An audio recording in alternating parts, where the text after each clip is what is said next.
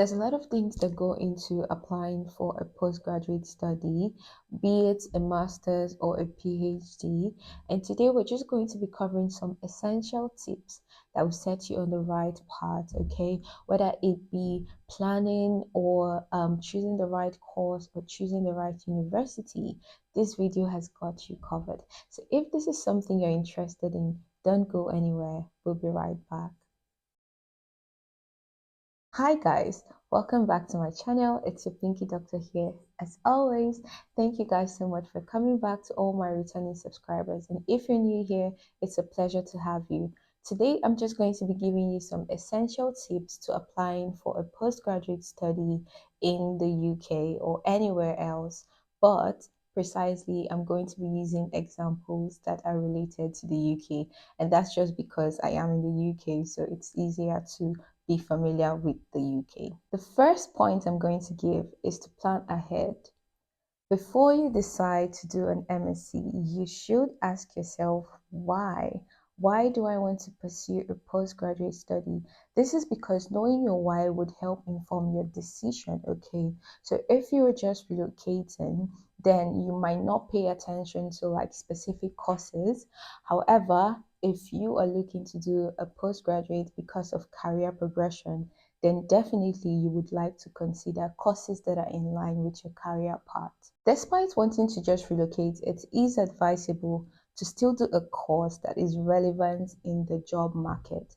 Although most times it appears that the UK doesn't really take into consideration MSc or PhD, depending on the job you want to do, because there are some jobs that if you have a PhD or an MSc, you are at an advantage, okay? But regardless of what choice or what reason you are planning to do a postgraduate study, it is important to still do a course that in future would be relevant to you, okay? And there are so many lesser known courses out there that are or that might be in line with your career path. For example, before I embarked on an MSc journey in the UK, I had no idea that there was a course in pediatrics. There was an MSc course in pediatrics. Okay, so as a doctor looking to specialize in maybe cardiology, you might want to consider an MSc in cardiology, okay, or cardiovascular diseases. So something like that. Okay, the second point would be to research locations, guys, honestly, because yeah, there's so many schools that are popular out there, like the Ivy League schools, the Russell Group schools, but these might not be good choices for you if, for example, you just want to relocate, because most of them are really expensive, okay? And things to consider when moving or choosing a city would be availability of transportation, guys, honestly, because even if you decide to come into the UK and do a postgraduate study, you might want to work as well, okay? And it's really frustrating if you do not have access to transportation. Like some cities do not have like really good bus system, okay? Or the bus times are longer than some. However, there are some cities that the buses are readily available, okay? And that's something you might want to take into consideration as well, okay? Another thing is cost of living. It's definitely not the same for every city. In fact, I'll link in the description how to calculate cost of living per month. It was estimated by gov.uk. Okay, so approximately for London, the cost of living is £1,334 per month. Okay, whereas other cities is estimated as at 1,034, and obviously that is an exaggerated amount, right? So it could be lesser and it could be more, okay? So it's something you also want to put into consideration, because if you're coming to just study for career prospects, you might want something that is not too expensive, because you want to focus more on studies.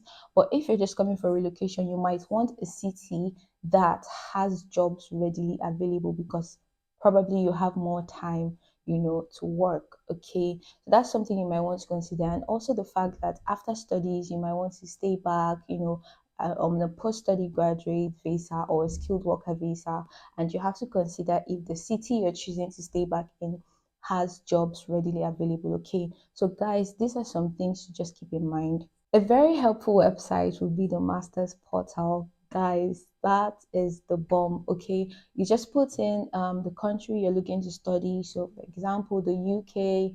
You can put your budget, like how much you intend to not exceed, and it will give you prompts. You can also put the course you're looking to pursue if you know exactly. But if you don't, it has options for like different sectors. So maybe agriculture or medicine and health, and it will prompt courses for you on its own. It's really a helpful website, so you might want to check it out as well. Yes, I've talked about research locations and the fact that you just have to check job availability, cost of living, and transportation in your city. Okay, there's a trick. There are some cities that are in proximity to bigger cities, right? They're really close. You might want to explore cities like that, okay, because let's say perhaps there's no job in the city, but the cost of living is quite affordable. So you might want to commute to the next city, which might be a bigger city, to work and then come back. That's also something you can consider. Okay, if you want me to do a video on cities that are what I'll call safe cities, just let me know in the comment section and I'll do that. The third thing is to prepare to apply, because guys, obviously nobody, I don't know, Shabon, personally I don't like applications and it's quite a lot. So it's important to just prepare ahead and prepare like the requirements of most schools. So I'm just going to give a few general requirements so that you could work towards it. So the first thing would be documentation. Most schools require you to, maybe submit references or your diploma from your undergraduate. So you might want to have your transcript, you might want to have your undergraduate degree at hand, and you might want to have references. Okay, so that's the first thing. The second thing that I guess everyone doesn't like is the proof of English. Okay, so most times they require to have an IELTS band 6 results at the minimum, and obviously it's going to be an academic IELTS results at band 6 level. Another dreadful thing would be the supporting statement. So most schools require you to write a supporting statement, just basically saying why you've chosen the school, why you've chosen the course, and what you think this would do for you in future. Okay, it can be tasking, but I could make a video on how to write a supporting statement. If you'd like that, just let me know in the comment section as well. So you might just want to have these documents ahead of time because definitely you will need them. Another thing is to plan for interviews. Some schools will require you to do an interview, whereas some schools will not require you to do any interviews. Okay, and then the last point on this, which I consider one of the most important, is financial planning. Guys, honestly, I'm not going to advise anyone to come into the UK and do masters at this point without having majority of the money, okay? Because you might know that the UK government is trying to reduce migration, okay? And as a result, it's quite tougher in the job market, okay? So let's say you come into the UK and you're not able to get a job like on time or ever, because it's a possibility. What would you do? You might be stranded if you come, with the mindset that you're going to work and pay your fees. Honestly, it's advisable to have at least half of your cost of living and school fees before you come. And so I would advise that you start planning ahead. So if you want to pursue a master's in 2025, you might want to start saving now. You might want to start working towards the finances right now. Okay, another fantastic thing is there are scholarship opportunities available to fund postgraduate degrees. I'm gonna make a video about that, so it should come up after this one, so watch out for that video as well. There are fantastic opportunities that you could hop on right now. Okay, so guys, if you're planning to start postgraduate degree in 2025, I want to believe that you've started now to get, your offers, unconditional offer. Okay, you have to start now. You have to start early. Honestly, I feel like 1 year is perfect. If you could do even 2 years, just plan ahead. Like give yourself, time because again, it's also not even easy to pursue the program itself. So just watch out for the scholarship opportunities. They are really, really, really amazing. Okay. And I'm also going to advise that when you're applying to a school, you should explore the financial planning. So some schools will require you to pay your tuition in 3 installments or more or less. Okay, that might be something you want to put into consideration as well. Okay, yeah.